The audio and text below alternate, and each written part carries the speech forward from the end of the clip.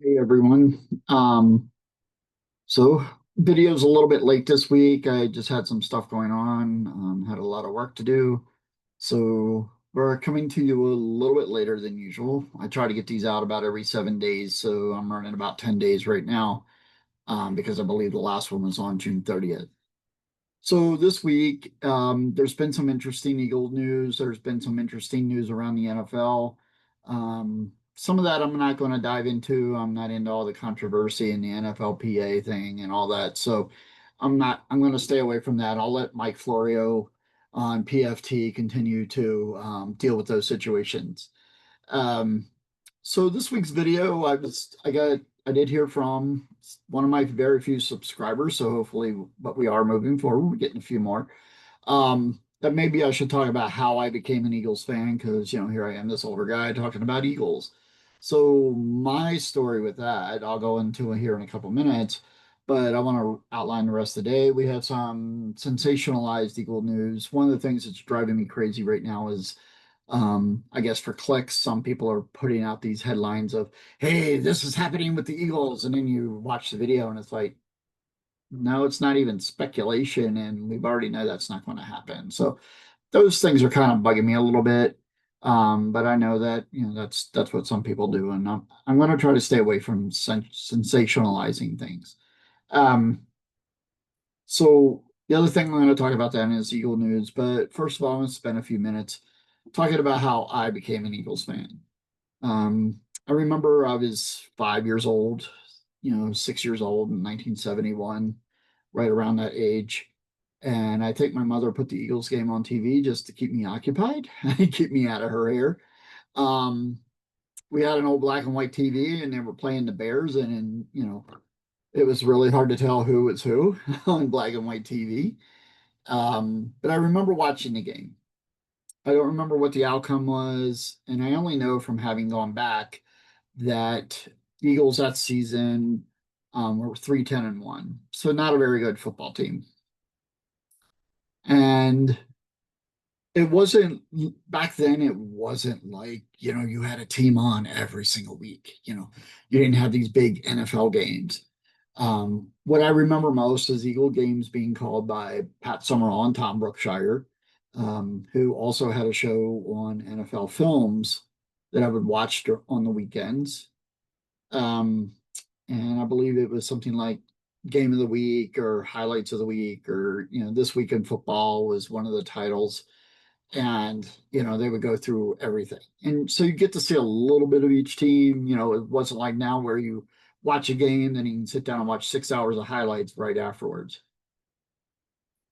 So I remember watching those and always waiting for the Eagle highlights because we used to go to church. We were one of those families that were very, very traditional.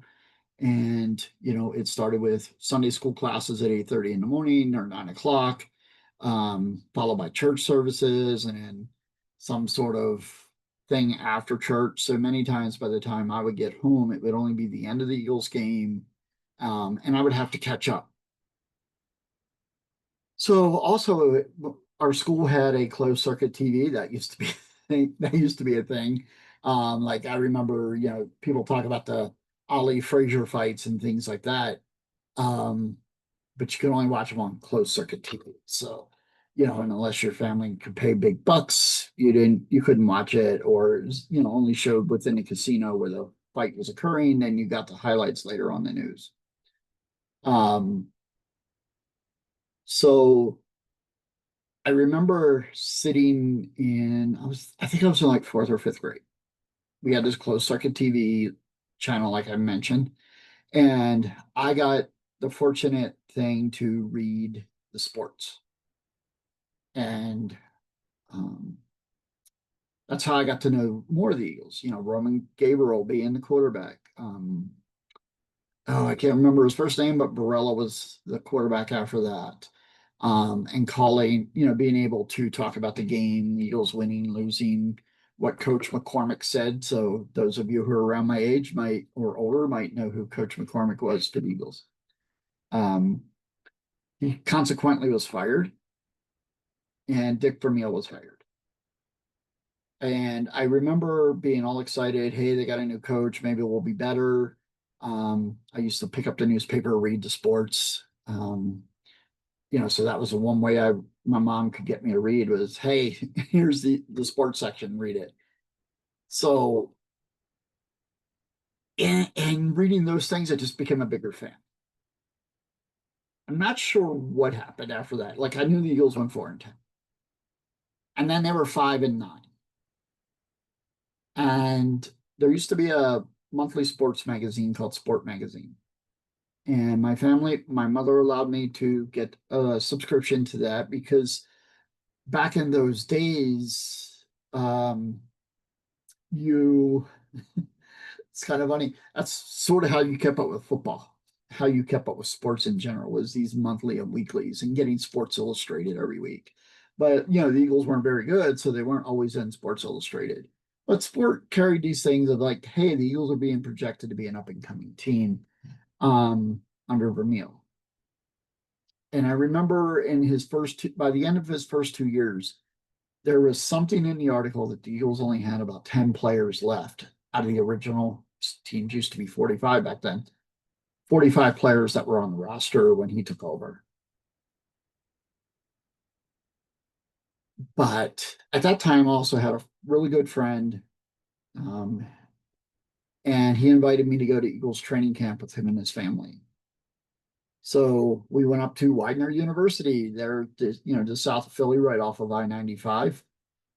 Watched the Eagles practice. Really got into, watching, being really close to the players, being able to see the players. They weren't just these guys you saw on TV or read about in magazines. And I always think about this, later on, they used to practice. By the time I got to high school, the Eagles practice in Westchester. So, um,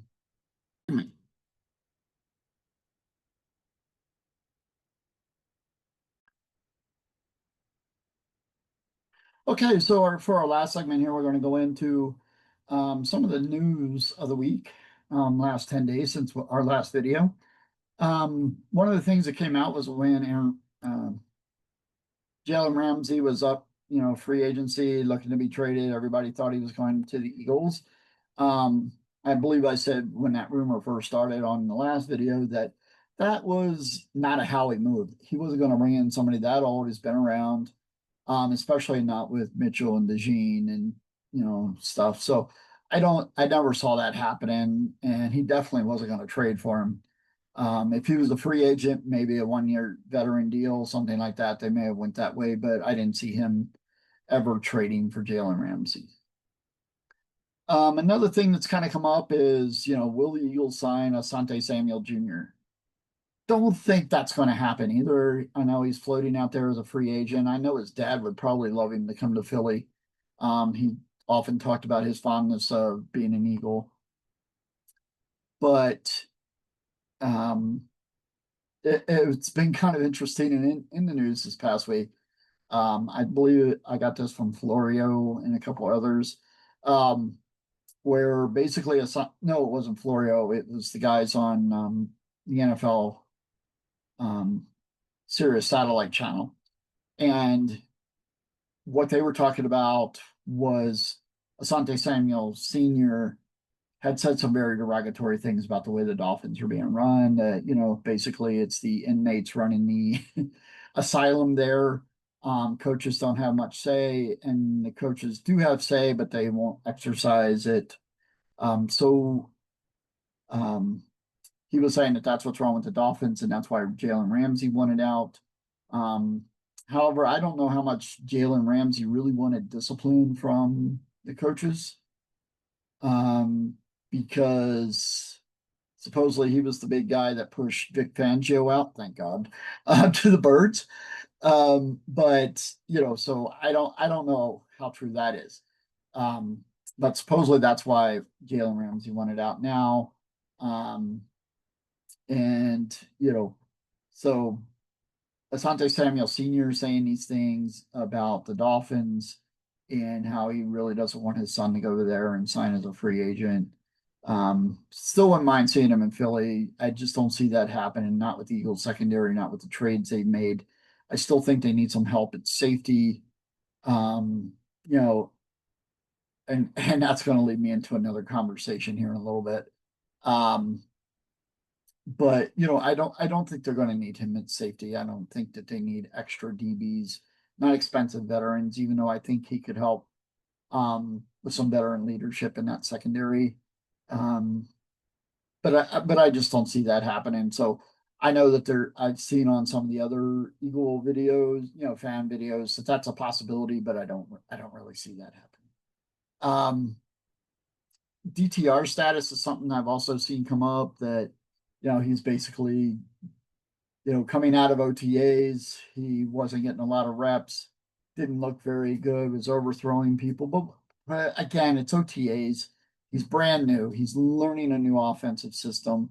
I know there's language. I've heard Jim Miller on the NFL Network talk about that, is how there's still some similarities in verbiage, things like that. So I don't see him having too much of an issue. What I think is he just needs reps, and I think he's going to get those.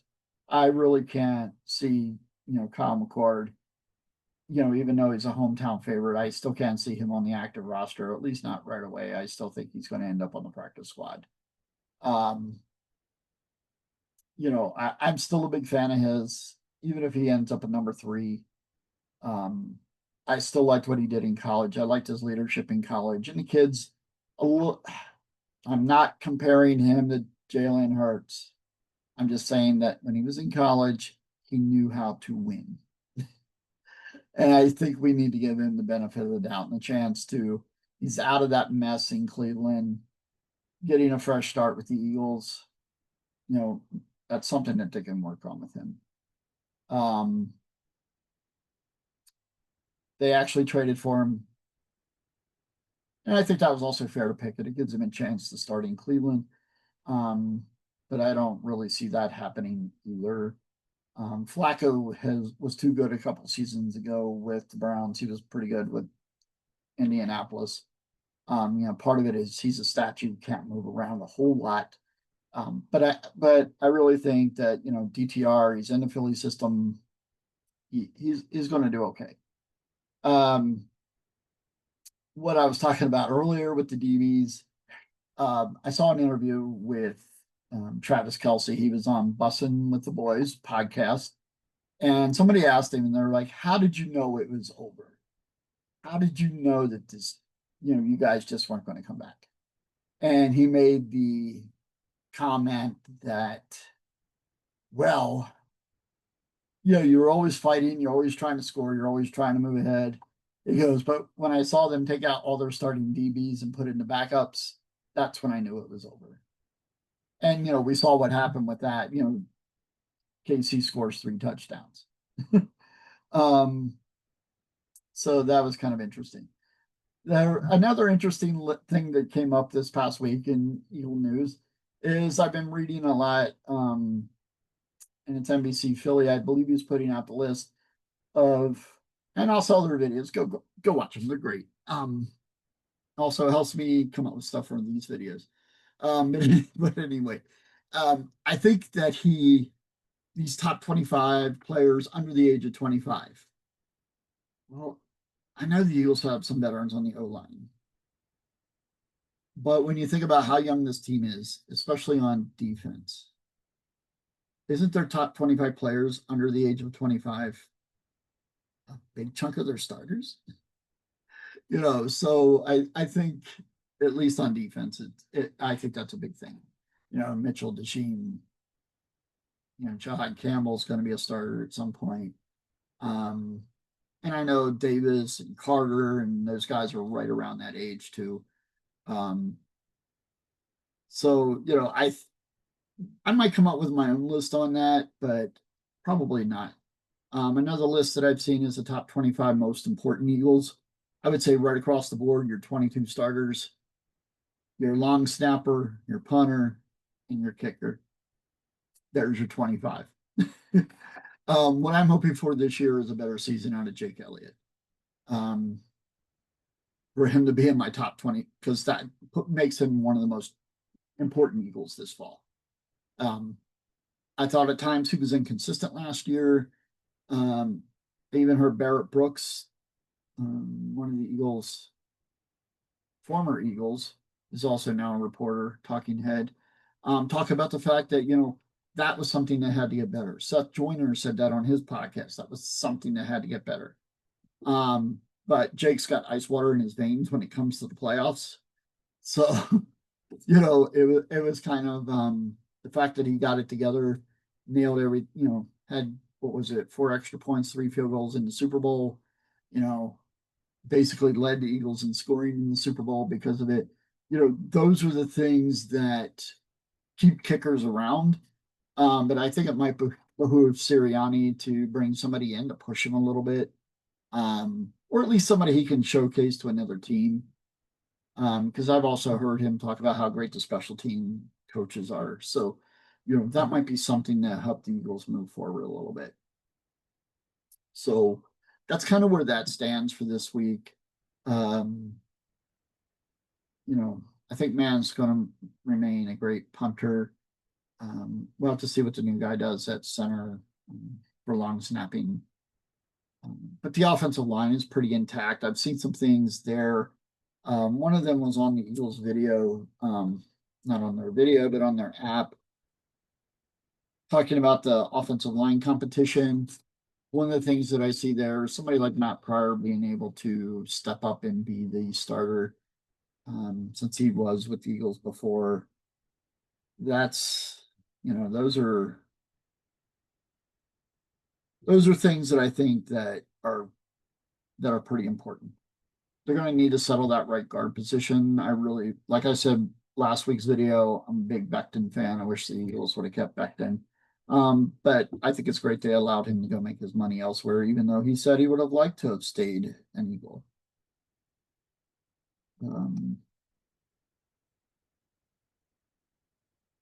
The other big news that's been out there was the Goddard signing.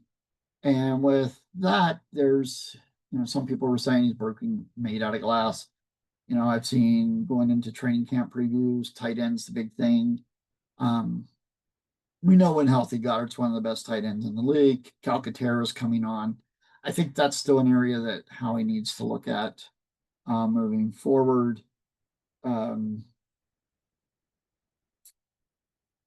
Let's see, anything else I want to bring up? Oh, there was a couple really great videos on the Eagles YouTube channel. One is Brian Dawkins reacting to his hardest hits. And it's kind of funny I'm sure he probably got a chance to go back and look at the games and stuff before he had his reaction videos to them. But still, one of the things that I kind of am always amazed is how many, they play thousands of plays in their career. And with that, how often players can sit there and go, yeah, it was 3rd and 10. It was this situation. We were in this coverage and, I go make a big play. One of the funny points in there is he actually talks about a mistake he made on defense, which allowed the big Crumpler hit against the Falcons to take place. How he had actually reacted to the Michael Vick's pump fake and ended up out of position, which allowed Crumpler to catch the pass, which led to the big hit. So it was kind of funny as how, we celebrate that hit and he remembers it as, ooh, I screwed up. So, that's just one of the great things out there. So next week's video, that brings me kind of to the end of this video. The next week's video will cover a schedule breakdown. I'm going to start looking at that. I think I had that on tap for this week, but just some other things happened. Kind of had to adjust that schedule. And another thing that will be coming up is I'll be doing a show with my son. We'll be talking about his top Eagles players of all time, but he's got some really certain rules on that. I'll touch on them a little bit right now. You had to either be drafted by the Eagles. If you're a free agent, you had to be with the team for 5 years. So if you came in so people might get upset that he doesn't have TO on this list. but that's why T.O. wasn't with the team for 5 years, wasn't drafted by the Eagles. So, and I think those are pretty good rules. I really do. Because how can you call somebody the greatest of all time if they were only there for a year? I think there would be some exceptions. Barkley, you know, God forbid he went down with an injury and could never play again. Then we would say, Barkley was still one of the greatest Eagles ever. But, there would be things like that that would have to be taken into account. Um, you know, he and I have had some discussions about QB, McNabb and Hurts, and going back in time. Roman Gabriel was at one time an MVP when he was with the Rams prior to becoming an Eagle. So, but he wasn't with the Eagles very long. So those things, but he was a great quarterback, just didn't stay, didn't play very long. And then other things that'll be coming up in the future. One will be going over training camp. I kind of like this position breakdown training camp approach that some folks are starting to put out there. That's one of the things I'll need to look at too. And I'll also look at a little bit of Dave Sparado's got some really cool stuff out there right now on the Eagles app. So I recommend you go check out some of that stuff as well. I'm not going to repeat a lot of that here. I may touch on some stuff that I find that's very, very interesting. So you all have a great afternoon, and we'll see you on our next video.